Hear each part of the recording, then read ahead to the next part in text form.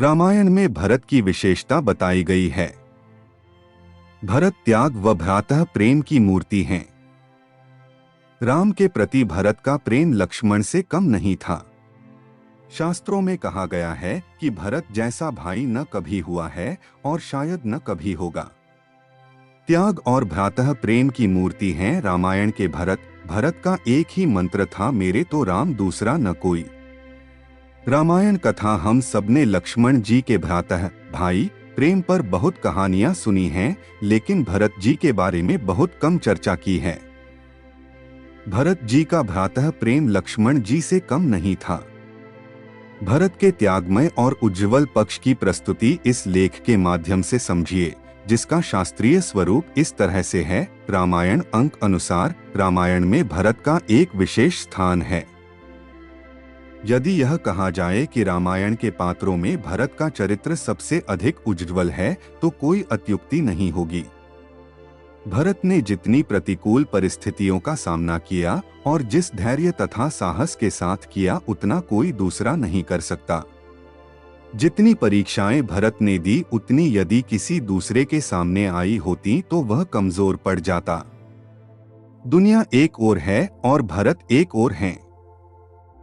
घर के सब सगे संबंधी उन्हें उनका हित सुझा रहे थे।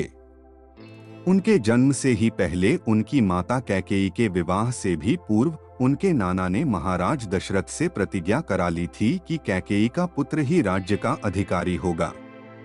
इसी शर्त पर कैकेयी का विवाह हुआ था।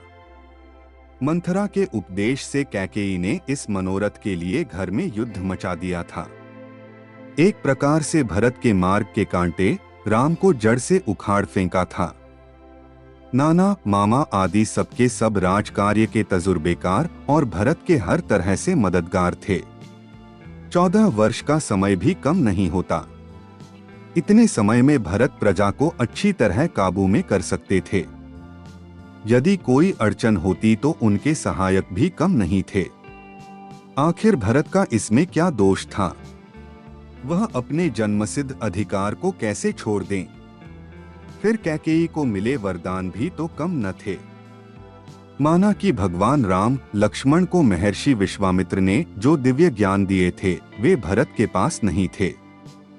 भरत राम वन में रहें और भरत राज्य का सुख भेयागे, यह संभव नहीं। 14 वर्ष वनवास के दौरान राम अपने राज्य के लिए लड़ सकते थे।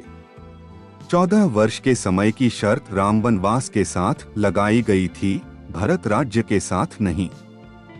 कैकेयी ने जो 2 वरदान मांगे थे, उनमें यह नहीं था कि भरत 14 वर्ष राज्य करें और बाद में आकर राम राज्य ले लें। उसने साफ कहा था कि भरत का राज्य बिना किसी शर्त के और राम 14 वर्ष वन में रहें। यदि 14 वर्ष के बाद राम चाहते तो नगर में आ सकते थे, लेकिन राज्य वह कभी नहीं ले सकते थे।